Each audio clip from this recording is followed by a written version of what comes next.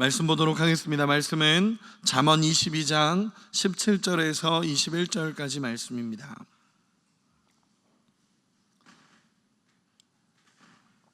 잠언 22장 17절에서 21절까지의 말씀입니다. 우리 함께 같이 읽도록 하겠습니다. 너는 귀를 기울여 지혜 있는 자의 말씀을 들으며 내 지식에 마음을 둘지어다. 이것을 내 속에 보존하며 내 입술 위에 함께 있게 함이 아름다우니라. 내가 내게 여호와를 의뢰하게 하려 하여 이것을 오늘 특별히 내게 알게 하였노니 내가 모략과 지식의 아름다운 것을 너를 위해 기록하여 내가 진리의 확실한 말씀을 깨닫게 하며 또 너를 보내는 자에게 진리의 말씀으로 회답하게 하려 함이 아니냐. 아멘. 오늘 말씀을 나누도록 하겠습니다. 오늘 말씀은 하나님의 말씀을 대하는 자세에 대해서 오늘 말씀으로 나누고자 합니다. 오늘 본문에 보면 지혜자의 말씀에 귀를 기울여야 된다라고 말씀하며 또 말씀을 듣는 자의 모습에 대해서 오늘 가장 먼저 기록을 하고 있습니다.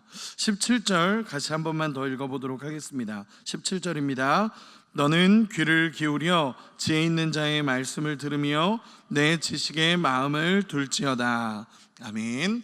하나님의 말씀을 대하는 세 가지에 대해서 이야기를 하고 있는데, 첫째는 귀를 기울여야 된다는 것, 두 번째는 말씀을 들어야 된다는 것, 또 마지막 세 번째는 이 말씀을 마음에 두어야 된다라는 것으로 세 가지를 이야기합니다. 우리가 하나님의 말씀을 들을 때에 분명한 자세들이 필요합니다. 하나님의 말씀을 들을 때에 하나님을 온전히 신뢰하고 하나님을 붙잡는 자세가 우리 가운데 있어야 됩니다. 이 말씀을 기준으로 해서 오늘은 하나님의 말씀을 대하는 자세에 대해서 세 가지로 말씀을 나누도록 하겠습니다. 첫 번째는 하나님의 말씀을 대하는 자세로서의 첫 번째는 하나님의 말씀을 우리의 입술에 두라라고 성경은 기록하고 있습니다. 18절 우리 같이 한 번만 읽어보도록 하겠습니다. 18절입니다.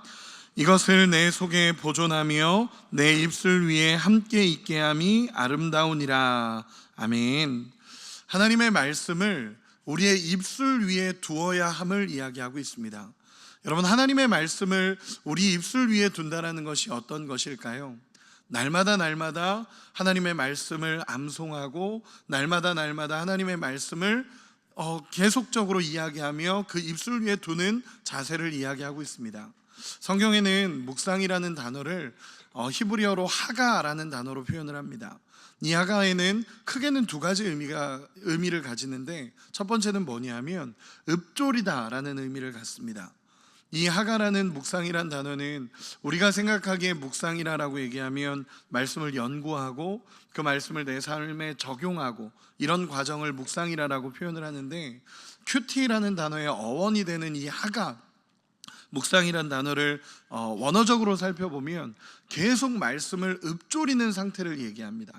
쉽게 표현해서 하나님의 말씀을 계속 암송하면서 하루 종일 하나님의 말씀을 내 입에 두는 것을 의미합니다. 그래서 시편 1편 2편 2절에 보면 오직 여호와의 율법을 즐거워하며 그의 율법을 주야로 묵상하는도다. 아멘. 이렇게 기록을 합니다. 주야로 묵상하는도다 라고 말할 때 이 묵상이란 단어가 하가입니다. 날마다 하나님의 말씀을 묵상하며 하나님의 말씀을 읽고 내 입술에 두기 위해서 완전하게 노력하고 있는 상태를 의미하고 있고, 그 하나님의 말씀이 내 입에 있는 것이 너무나 즐겁다라고 고백하는 것이 시편 기자의 모습입니다. 하가라는 단어에 또 다른 의미가 있습니다. 이 단어는 뭐냐면 이사야서 31장 4절에 나오는 단어인데, 여기서는 묵상이라는 단어로 표현되지는 않습니다. 제가 읽어드릴 테니까 이 하가라는 표현이 어떤 표현인지 한번 보시기 바랍니다. 이사야서 31장 4절인데, 여호와께서 이같이 내게 이르시되 큰 사자나 젊은 사자가 자기의 먹이를 움키고 으르렁거릴 때 그것을 치려고. 아멘. 이 구절입니다. 이 구절 안에 하가라는 단어가 들어갑니다. 이 단어가 뭐냐면 으르렁거리는 상태를 얘기할 때 하가라는 단어를 씁니다. 쉽게 표현해 보겠습니다. 사자가 먹이를 두고 다른 곳에 가버리면 하이에나들, 주변에 있는 하이에나들이 그 먹이를 가져가 버립니다. 그런데 사자가 먹이를 내 품에 움츠러뜨리고 으르렁거리고 있을 때는 어떤 누구도 그 먹이를 빼앗지 못합니다. 이 상태를 하가라고 얘기합니다. 하나님의 말씀을 내 품에 빡 끌어안고 꽉 쥐고 있는 상태를 얘기할 때 하가라는 단어를 씁니다. 사자가 먹이를 움츠리고 있을 때 누가 거기 그 품에서 그 먹이를 빼앗겠습니까? 하나님의 말씀도 마찬가지입니다. 절대로 빼앗기지 않기 위해 꽉 쥐고 있는 상태를 하가라고 표현을 합니다. 여러분, 사단은 우리에게서 하나님의 말씀을 빼앗으려고 노력합니다. 사단은 언제든지 하나님의 말씀을 우리에게서 빼앗아 가려고 합니다.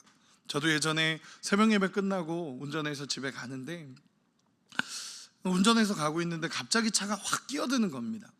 막 운전하면서 하나님의 새벽 기도 끝나고 나니까 말씀으로 충만해서 가고 있는데 딱 끼어드니까 저도 모르게 빡 누르고 나서 화가 막 올라오는 겁니다. 화가 막 올라오면서 이 화를 저 사람 왜 저러지? 라고 하면서 막 이 마음이 올라왔다가 이렇게 다시 이제 집에 도착했는데, 집에 도착하고 깨달은 게 뭐냐면 말씀을 잊어버렸구나 라는 거였습니다. 우리는 너무 많이 이렇게 말씀을 잃어버리기도 합니다. 집에 가서 정말 은혜를 받았는데 집에 가서 화를 내다가 하나님의 말씀을 잃어버리기도 하고, 너무 쉽게 하나님의 말씀을 잃어버립니다. 근데 이 하가라는 단어는 하나님의 말씀을 어떻게든 안 잊어버리기 위해서 꽉 쥐고 있는 상태를 얘기합니다. 하나님의 말씀이 너무 좋고 행복해서 내 입술에 두어야 된다라고 얘기하고, 동일하게 하나님의 말씀을 잊어버리지 않도록 꽉 쥐고 있는 자세가 우리 가운데 필요합니다. 두 번째는 뭐냐면, 이 말씀을 묵상하고 내 입술에 두었다면 이제는 여호와를 의지해야 합니다. 우리 19절 같이 한 번만 읽어보도록 하겠습니다. 19절입니다.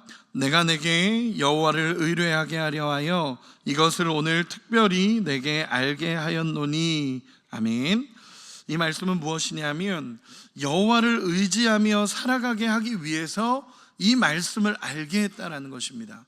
다시 표현해서, 이 말씀을 깨닫게 한 이유는 우리가 여호와를 의지하며 살아가게 하기 위해서 하나님의 말씀을 깨닫게 했다라는 것입니다. 하나님의 말씀을 내 입에 두는 묵상, 하나님의 말씀이 내 안에 깨달아졌다면 궁극적으로는 하나님을 의지하면서 살아갈 수 있도록 이 말씀을 두었다라고 성경은 기록하고 있습니다. 앞서 읽었던 시편 1편 2절 3절에 보면 이렇게 기록을 합니다. 오직 여호와의 율법을 즐거워하며 그의 율법을 주야로 묵상하는도다. 그리고 나서 3절에 그는 시냇가에 심은 나무가 철을 따라 열매를 맺으며 그 잎사귀가 마르지 아니함 같으니 그가 하는 모든 일이 다 형통하리로다. 아멘. 쉽게 표현해서 하나님의 말씀을 그 마음에 묵상하고 있는 자는 시냇가에 심은 나무와 같이 하나님의 공급하심 속에 살아간다는 걸 의미합니다. 재미있는 것은 예레미야 17장 8절에 보면 이 구절과 동일한 의미를 갖는 구절이 있습니다. 제가 읽어드리겠습니다. 예레미야 17장 8절입니다. 그는 물가에 심겨진 나무가 그 뿌리를 강변에 뻗치고 더위가 올지라도 두려워하지 아니하며 그 잎이 청청하며 가무는 해에도 걱정이 없고 결실이 그치지 아니함 같으리라. 아멘. 예레미야 17장 8절의 말씀입니다. 시편 1편 2절 3절의 말씀에는 하나님의 말씀을 묵상하는 자는 시냇가에 심은 나무와 같다라고 표현을 하는데, 예레미야 17장 8절에는 시냇가에 심은 나무와 같다라고 표현을 하고 나서 그 위에 여호와의 말씀의 묵상에 대한 것이 아니라 예레미야 17장 8절 이전에 있는 구절 7절에 이렇게 기록을 합니다. 그러나 무릇 여호와를 의지하여 여호와를 의뢰하는 그 사람은 복을 받을 것이니라. 아멘. 쉽게 표현해서 시냇가에 심은 나무로서 살아가는 두 가지 방법을 얘기하는 건데, 시편 1편에 나타난 방법은 여호와의 말씀을 묵상할 때, 여호와의 말씀을 내 마음에 둘 때 정말 시냇가에 심은 나무처럼 하나님 살게 하신다라고 표현하는 거고, 예레미야 말씀에서는 여호와를 의뢰하고 의지할 때 시냇가에 심은 나무와 같이 살아가게 된다라고 성경은 이야기하고 있습니다. 즉 말씀에 대한 묵상과 여호와를 의지하는 것에 대한 동일선상에 두고 있습니다. 하나님의 말씀이 내 안에 들어오고 하나님의 말씀이 내 안에 깨달아지고 하나님의 말씀을 내 입술에 두기 시작하면 자연스럽게 여호와를 의지하게 된다는 것입니다. 여호와를 신뢰하게 된다는 것입니다. 하나님의 말씀이 내 안에 들어와서 온전히 여호와를 의지하며 살아가는 우리 모두가 되시기를 소망합니다. 세 번째로는 하나님의 말씀을 듣고 깨달았고 여호와를 의지한다면 이제는 마지막으로 하나님의 말씀을 살아낼 수 있는 우리가 되기를 소망합니다. 21절 우리 같이 한 번만 읽어보도록 하겠습니다. 21절입니다. 내가 진리의 확실한 말씀을 깨닫게 하며 또 너를 보내는 자에게 진리의 말씀으로 회답하게 하려 함이 아니냐. 아멘. 우리가 하나님의 말씀을 내 마음에 묵상하고 그리고 또 여호와를 의지하기 시작하면 이제는 하나님의 말씀대로 살아내는 은혜가 있어야 합니다. 21절에 보면 진리의 말씀으로 회답한다 라고 표현하는데 주석을 보니까 이 말씀의 구절이 지혜 있는 자들의 가르침에 부합하는 삶, 지혜롭고 온전한 삶, 순결하고 거룩한 삶을 구체적으로 구현해내는 것이라는 의미를 갖습니다.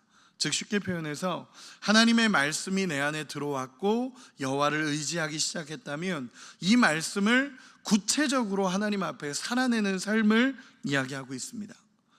여러분, 말씀이 내 안에 들어와서 그 말씀이 내 안에 새겨졌다면 반드시 그 말씀대로 살아가는 은혜가 있어야 합니다.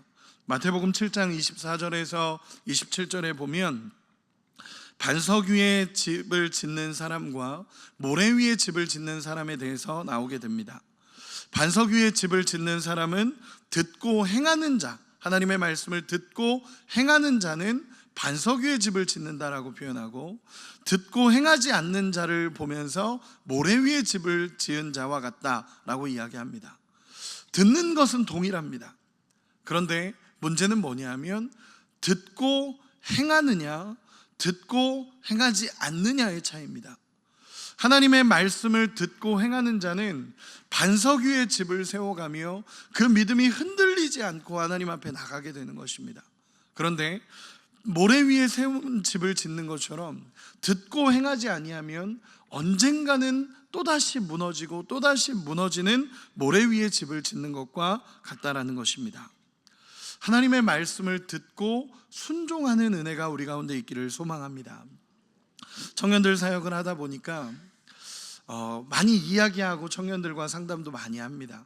그리고 많이 만나고 이야기하는데 요즘 세대가 그런 건지 청년들과 이야기하다 보면 이런 얘기를 참 많이 듣습니다. 목사님, 말씀대로 살면 세상에서는 손해봐요 라는 이야기를 많이 합니다. 목사님, 여기 이 위치까지 올라가려면 얼마나 많은 것을 포기해야 되는지 아세요? 제가 이 위치까지 올라가려면 얼마나 많이 세상적인 방법을 찾아야 되는지 아세요? 라고 묻는 청년들도 있었습니다. 제가 그때 정말 정확하게 얘기했던 것은 뭐냐면 하나님의 말씀대로 살아가는 원칙을 세워야 된다라는 것을 이야기합니다. 비록 지금 손해보는 것처럼 느끼지만 하나님의 말씀대로 살아갈 때 하나님의 인도하심과 하나님의 도우심을 경험할 수 있는 은혜가 있어야 된다라고 이야기합니다. 또 하나 이야기하는 것은 또 손해보면 어떻습니까? 조금 손해보면 어떻습니까? 내 안에 하나님의 말씀이 들어오고 그 말씀으로 행하기 시작하면 하나님이 주시는 기쁨과 감격은 상상할 수 없는 은혜로 우리 가운데 다가옵니다. 우리 가운데도 그런 은혜가 있기를 소망합니다. 하나님의 말씀을 살아내는 우리가 되기를 소망합니다. 이 시대는 문화라고 말하면서 자꾸 죄와 타협하게 만들고, 문화라고 말하면서 그렇게 말씀대로 살아가지 않아도 된다라고 이야기하는 시대 속에 사는 것 같습니다. 문화라고 이야기하면서 절대로 하면 안 되는 것들이 있는데, 하나님의 말씀 기준으로 해서 절대로 하면 안 되는 것들이 있는데 그냥 그렇게 살아도 된다라고 말하는 시대 속에 살고 있는 것 같습니다. 여러분, 하나님의 말씀을 붙잡고 믿음으로 살아야 합니다.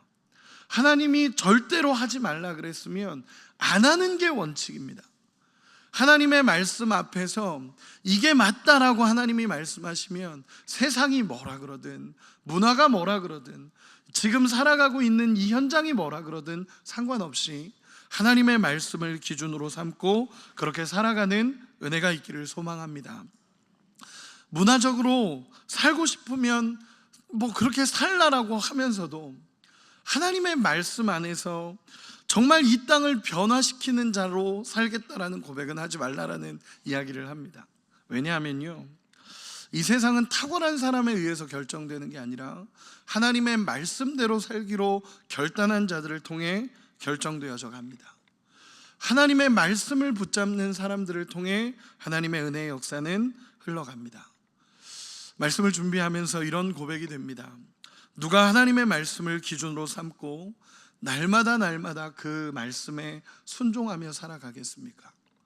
누가 하나님의 말씀을 세상의 법보다 하나님의 말씀을 기준으로 삼고 그 하나님의 말씀 안에서 살아가시겠습니까? 말씀을 묵상하며 하나님, 제가 그렇게 살기 원합니다 라는 고백을 하게 됩니다. 우리 모두가 하나님의 말씀을 기준으로 삼고 하나님의 은혜를 누릴 수 있는 우리가 되기를 소망합니다. 저희 부모님께서 목사님이시다 보니까 저희 부모님께서 개척하셔서 목회를 하셨습니다. 어릴 때 계속 지금도 목회를 하고 계신데, 그러다 보니까 말씀을 읽으라는 훈련을 참 오랫동안 받았었습니다.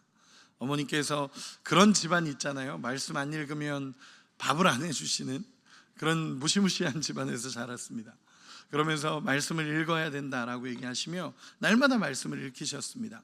저희 어머니가 또 극성이라고 느꼈던 것이 뭐냐면, 지금이야 이제 스마트폰이 있어서 그 스마트폰에서 그 성경을 읽어주는 어플도 있고 그래서 성경을 들을 수 있었습니다.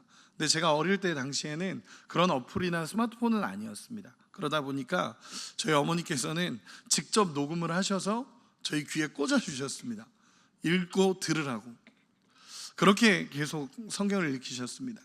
그런데 계속 읽다 보니까 처음에는 너무 귀찮고 꼭 이렇게까지 해야 되나, 왜 말씀을 이렇게까지 읽으라고 하지? 라는 게 어린 시절의 고민이었습니다. 왜 이렇게까지 해야 되지? 라는 고민이었는데, 시간이 지나고 그 말씀이 조금씩 쌓이다 보니까 이 말씀이 하나님 앞에 서는 기준이 되어지고 이 말씀이 하나님께로 이끌어가는 통로가 된다는 것을 확실하게 깨닫습니다. 때로는 비록 넘어지기도 하고 때로 어렵고 무너지기도 하지만 결국 일으켜 세우는 건 하나님의 말씀이고 하나님의 말씀이 우리를 인도해 간다는 것을 확신으로 깨닫게 됩니다. 어제 은혜의 동산을 하는데 담임 목사님께서 성령은 성경을 수레 삼아 일하신다 라는 말씀을 하셨습니다. 그 말씀이 참 마음에 크게 다가왔습니다. 성령은 우리가 하나님의 말씀을 알고 그 말씀이 내 안에 있을 때 그 말씀을 통해 일하신다라는 말씀이 참 마음에 새겨지며 이 말씀이 얼마나 중요한지를 깨닫게 됩니다. 여러분, 우리 오늘 말씀을 정리하며 하나님의 말씀을 우리 안에 붙잡는 은혜가 있기를 소망합니다. 처음 읽었던 구절처럼 하나님의 말씀에 귀를 기울이고 듣고 마음에 두고 결단하고 앞으로 살아가는 우리가 되기를 원합니다. 본문을 정리하겠습니다. 첫째, 말씀을 우리의 입술에 두시기를 바랍니다. 하나님의 말씀을 묵상하며 날마다 말씀을 외우고 하나님의 말씀을 듣는 우리가 되기를 소망합니다. 또 들려진 말씀이라면 빼앗기지 않기 위해 꽉 쥐고 오늘 하나님이 나에게 주신 말씀을 붙잡고 살아가는 은혜가 있기를 소망합니다. 두 번째로, 여호와를 의지하는 우리가 되기를 소망합니다. 하나님의 말씀이 내 안에 새겨졌다면 그 말씀을 기준으로 여호와를 의지하기를 소망합니다. 마지막으로, 그 말씀을 의지한다면 이제는 결단하고 이 진리의 말씀을 살아낼 수 있는 우리가 되기를 예수님의 이름으로 축원합니다. 기도하겠습니다. 우리 이 시간에 같이 기도했으면 좋겠습니다. 오늘 말씀을 생각하며 같이 기도하겠습니다. 기도는 영적인 호흡이며 말씀은 영적인 양식이라는 것을 깨닫고 날마다 호흡하고 양식으로 먹으며 하나님 앞에 살아가는 우리가 되게 해달라고 기도하기 원합니다. 하나님 앞에 말씀으로 세워져 가며 오늘도 그 말씀을 기준으로 삼고 하나님 앞에 살아내는 우리 모두가 되게 해달라고 이 시간에 주여 한번 부르고 기도하겠습니다.